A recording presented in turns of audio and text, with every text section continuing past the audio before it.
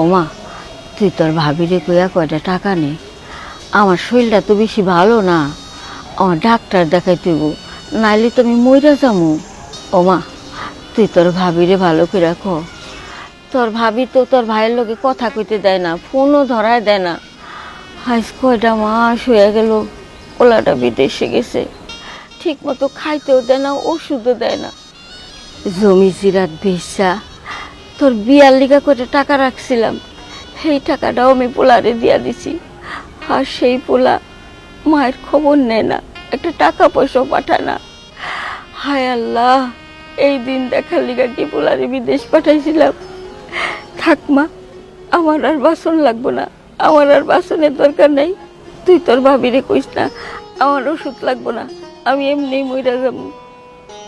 মা, ভাবিরে আমি বহুবার কইছি, কিন্তু ভাইয়ে নাকি টাকা পয়সা দেয় না।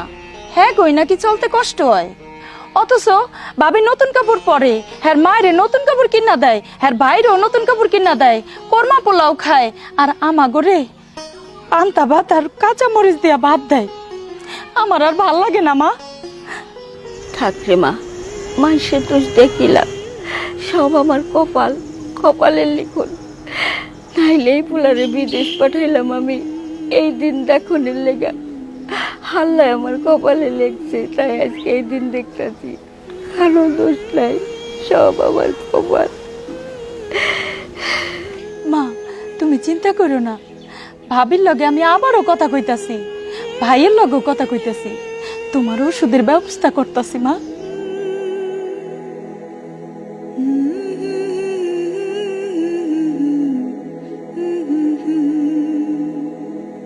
ভাবি, মায়ের অবস্থা ভালো না, ওষুধ কেনার টাকা দাও।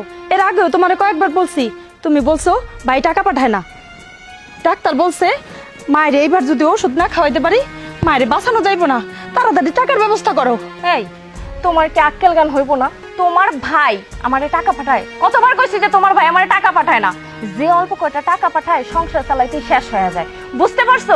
আমি আলাদা ভাবে তোমাদের এই ওষুধ খরচপাতির টাকা কই থেকে দেবো? বিবেক নাই তোমার? এই যে দেখো আমার মাটা কয়দিন অসুস্থ হয়ে রয়েছে, একটু ওষুধ আই না খাওয়াইতে পারি না, আর তুমি তোমার মার ওষুধের কথা আমার কাছে কও, তাই না? মা, ওই মার আবার কি হয়েছে? সে তো নতুন জামা কাপড় পরা দিব্যি ঘুরতেছে, খাইতেছে, পড়তেছে, তার আবার কি সমস্যা? আমার মনে হইতাছে তোমরা আমাদের সাথে মিথ্যা কথা কইতাছো। ভাই ঠিকই টাকা পাঠায়, কিন্তু তোমরা আমাদের সাথে প্রতারণা করতাছো। দেখছো মা, দেখছো যাগুলো যে করি চুরি হারাই আমারে কয় চোর। প্রত্যেকটা দিন আমি আমার জামাই লগে ঝগড়া করি টাকা বেশি করে পাঠায় না, এই জন্য যে অল্প টাকা পাঠায় আমি টানা ইচ্ছা করে কোনো রকম সংসারটা চালাই। এই মানুষরা আজকে আমারে কইতাছে আমি প্রতারক, এই দিনও আমার দেখুন লাগলো। আজকে কতদিন হইলো তুমি ওষুধ আইনা দাও না, ডাক্তার তো দূরের কথা, আমাগো কাপড় চুপড় দাও না। দেখো তো আমাগো পরনের কাপড় চুপড় কি অবস্থা, আর তোমাগো কাপড় চুপড় কি অবস্থা দেখো। তোর ভাই বিদেশ থেকে টাকা পয়সা পাঠায় না, আমরা কি করুম? এটা কি আমাগো দোষ? আমরা কি ঘরে বসে টাকা বানামু না গাছ থেকে পাইরা পাইরা দিমু? ভাবি, ভাইরা আমার সামনে ফোন দাও, আমি ভাইয়ের সাথে কথা কমু। আমি একটা ছিঁড়া জামা গায়ে দেই, মায়ের একটা ভালো কাপড় পরাইতে পারি না। জি গামু, কেন আমাগো লেগে ঠিক মতো টাকা পাঠায় না? জমি জামা বিক্রি কইরা আমার বিয়ার লেগে যেই টাকা জমায় রাখছিল সেই টাকাটা ওর বিদেশের জন্য দিয়া দিল, আর এখন সে আমাগরে ভুলে গেছে, আমাগর জন্য সে টাকা পয়সা পাঠায় না। দাও এখন এই ভাইরে ফোন দাও, আমি কথা কমু। তোমার ভাইকে মোবাইল লয়ে বয়ে রয়েছে, তোমার ভাই তাই না কাম করে। আচ্ছা ঠিক আছে, তোমার ভাই যখন আমার কল দিবে তখন আমি তোমার ফোন ধরাই দেবো, তুমি কথা কও। না, এই কথা আমি বিশ্বাস করি না। এতগুলা মাস হয়ে গেল, একটা বারের জন্য তুমি আমাগো লগে ভাইয়ের লগে কথা কওয়া দাও নাই। আমার লগে না হোক, আমার মায়ের লগে তো কথা বলা দিতে পারতা। তুমি কেমন মানুষ কও তো?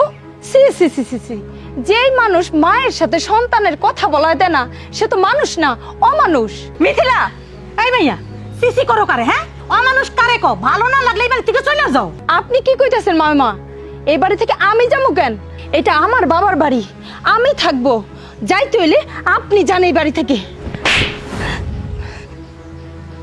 ভাবি, তুমি আমারে মারলা। হ্যাঁ মারছি, ভালো করছি। এখন তো তোরে হাত দিয়ে মারছি, আর একটা কথা কবি লাঠি পেটা শুরু করুম। যা ভাই, যাও যা।